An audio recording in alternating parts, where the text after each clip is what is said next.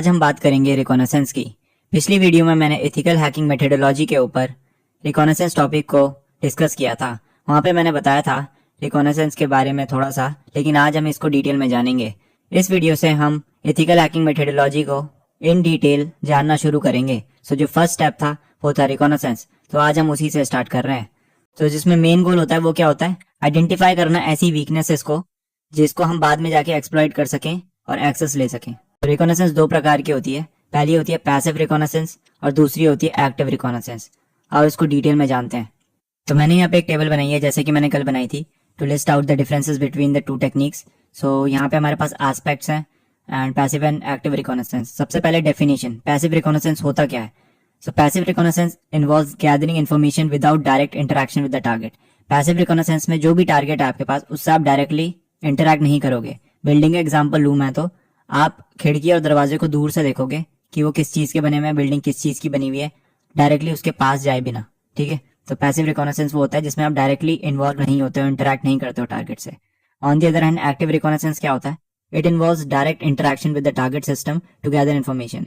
इसमें क्या करोगे, आप डायरेक्टली रिक्वेस्ट भेजोगे टारगेट को या कुछ टेक्निक का यूज करोगे जिसमें आप डायरेक्टली इंटरेक्ट कर रहे होगे टारगेट से। बिल्डिंग का एग्जांपल लें तो आप बिल्डिंग के पास जाके उन खिड़कियों को चेक करोगे कि इनमें से कौन सी खिड़की में मैं अंदर घुस सकता हूँ, मतलब उसके लॉक्स को चेक करोगे बाहर से कि कौन सी खुली हुई है कौन सी नहीं है। ठीक है, दूसरा है टेक्निक्स यूज। अब इसमें टेक्निक्स कौन सी यूज होती हैं, पैसिव रिकॉनेसेंस में टेक्निक्स जो यूज होती हैं जैसे कि एनालाइजिंग पब्लिक इन्फॉर्मेशन सोर्सेज, तो इसको हम ओसेंट भी बोलते हैं। ठीक है, सो पब्लिक इन्फॉर्मेशन, जितनी भी पब्लिक इन्फॉर्मेशन है किसी कंपनी के बारे में, किसी टारगेट के बारे में, गूगल सर्च से जो आपको मिल रही है, सोशल मीडिया प्लेटफॉर्म से जो आपको मिल रही है, ठीक है, उसकी वेबसाइट में जो कंटेंट डाला हुआ है उसके रिगार्डिंग, उसके ट्विटर पोस्ट या और लिंक्डइन पोस्ट से जो हमें इन्फॉर्मेशन मिल रही है वो सारी किसमें आएगी, पब्लिक इन्फॉर्मेशन जो भी है। ठीक है, जो सब पब्लिकली अवेलेबल है वो पैसिव रिकॉनेसेंस में आती है, क्योंकि इसमें आप क्या कर रहे हो, डायरेक्टली इंटरेक्ट नहीं कर रहे हो टारगेट से। आप सोशल मीडिया प्लेटफॉर्म का यूज करो एज अ नॉर्मल यूजर और उसके बीच में आप एक तरीके से स्टॉक करते हो but legally in passive reconnaissance. और एक्टिव रिकॉनेसेंस में हम क्या करेंगे, हम पोर्ट स्कैनिंग करेंगे, डायरेक्टली हम रिक्वेस्ट भेजेंगे एनमैप की उससे और देखेंगे कौन से पोर्ट्स ओपन है वेब सर्वर में।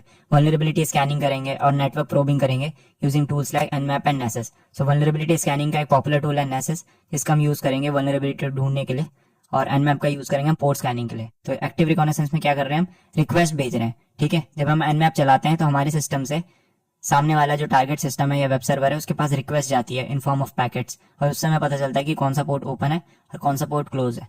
ठीक है, तीसरा है रिस्क ऑफ डिटेक्शन। सो इसमें क्या है, पैसिव रिकॉनेसेंस में जो रिस्क होता है वो लोअर होता है। So lower risk of detection as it does not involve direct interaction. तो इसमें हम डायरेक्टली इंटरेक्ट नहीं करते हैं तो रिस्क क्या है डिटेक्शन का, बहुत लो है, पता नहीं चलेगा। ठीक है, अगर आप किसी कंपनी की वेबसाइट ब्राउज कर रहे हो तो एज अ नॉर्मल यूजर आप ब्राउज करोगे ऐसे, जब तक आप उससे कुछ ऐसी हैकिंग रिलेटेड टेक्निक्स का यूज नहीं कर रहे हो। ठीक है, तो आप एज अ नॉर्मल ट्रैफिक या एज अ नॉर्मल यूजर ही देखे जाओगे। एक्टिव रिकॉनेसेंस में अदर हैंड क्या होता है, हायर रिस्क ऑफ डिटेक्शन होता है due to direct engagement with the target system.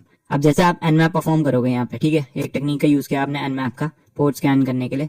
सो ये क्या ऑन कर रहा है, एक हैकर कर रहा है। सो ये क्या है, इसका डिटेक्शन रेट ज्यादा है क्योंकि आप वेब सर्वर में डायरेक्टली कुछ पैकेट्स भेज रहे हो।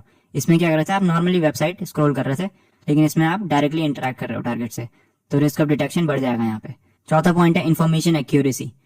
सो पैसिव रिकॉनेसेंस में जो आपको इन्फॉर्मेशन मिलती है पब्लिकली वो मे बी एक्यूरेट हो सकती है, मे बी नॉट, बिकॉज क्या पता कंपनी ने कुछ ऐसी चीजें उसमें डाली हो जो क्या पता झूठ हो। ठीक है, सिर्फ दिखाने के लिए, कई बार टेस्टिमोनियल्स होते हैं, कई बार क्लाइंट रिव्यूज होते हैं, क्या पता वो झूठ हो। सो पैसिव रिकॉनेसेंस में जो भी आपको पब्लिकली डेटा मिल रहा है उसकी रिलायबिलिटी पे आप ज्यादा डिपेंड नहीं कर सकते हो, but you have to take it as a grain of salt. And active reconnaissance में अदर हैंड जो भी आप टूल्स की मदद से जो भी इन्फॉर्मेशन आप गैदर करोगे तो वो क्या है, directly engaging with the target. So आप डायरेक्टली इंटरेक्ट करके जो भी इन्फॉर्मेशन निकाल रहे हो, so most of the time क्या रहेगी, एक्यूरेट रहेगी as compare to passive information gathering. ठीक है, आगे बढ़ते हैं। नेक्स्ट हमारे पास पॉइंट है वो है रिसोर्स इंटेंसिटी। सो पैसिव रिकॉनेसेंस करने के लिए वेरी लेस रिसोर्स आपको चाहिए होते हैं। ठीक है, क्योंकि आप इसमें क्या पब्लिकली इन्फॉर्मेशन जो डेटा है उसको आप एक्सेस कर रहे हो। सो उसके लिए क्या चाहिए आपको, एक सर्च इंजन, गूगल की मदद से आप 10 चीजें निकाल सकते हो कंपनी के बारे में। Active reconnaissance on the other hand उसमें क्या है, अलग अलग टूल्स लगते हैं, अलग अलग रिसोर्सेज लगते हैं। लेट्स से आपको एनमैप चलाना है, so you should have a Linux machine या फिर आप विंडोज में सेटअप करो एनमैप को। ठीक है, तो इसमें क्या है, एक एक्सटर्नल टूल लग रहा है आपको, जबकि पैसिव रिकॉनेसेंस में ऐसा कुछ नहीं है। आप गूगल किसी भी डिवाइस में खोल के पैसिव रिकॉनेसेंस कर सकते हो, बट एक्टिव रिकॉनेसेंस के आपको सर्टेन टूल्स लगते हैं। Next है vulnerability identification. So limited ability to identify vulnerability since it does not interact with the target. Passive reconnaissance में ऐसा बहुत कम होगा कि आपको कोई वल्नरेबिलिटी डायरेक्टली मिलेगी। ठीक है, आप किसी सर्विस का वर्जन पता कर सकते हो। इसका मैं एग्जांपल देता हूँ आपको। लेट्स से आप इंस्टाग्राम अकाउंट स्क्रॉल कर रहे हो एक टारगेट कंपनी का, और वहां पे आपको एम्प्लॉयज की कुछ फोटोज मिली। ठीक है, उस फोटोज में आपको एक लैपटॉप दिखाई दिया जिसमें एक सॉफ्टवेयर चल रहा था अडोबी का, एंड उस अडोबी का सॉफ्टवेयर का वर्जन आपको वहां पे दिखाई दे रहा था ना। उस अडोबी के वर्जन को जब आपने गूगल करा तो आपको पता चला कि वो एक आउटडेटेड वर्जन है और उसका एक नोन एक्सप्लॉइट पब्लिकली अवेलेबल है, तो उसका मदद से आप हैक कर सकते हो। बट अब डायरेक्टली आपने वो वल्नरेबिलिटी को आइडेंटिफाई नहीं किया। ठीक है, और कम चांसेस होते हैं कि पैसिव रिकॉग्निसेंस में आपको वल्नरेबिलिटी मिले। On the other hand active reconnaissance में आप नेसेस जैसे टूल चलाते हो तो वल्नरेबिलिटी स्कैनर है डेडिकेटेडली। सो जब आप उसको टारगेट पे चलाओगे तो जो भी वल्नरेबिलिटीज होंगी वो आपको निकाल के दे देगा in active reconnaissance. So vulnerability identification passive में कम होती है, एक्टिव में ज्यादा होती है। And at last use cases. So passive का यूज केस क्या है? Useful for initial reconnaissance phases to gather background information steadily.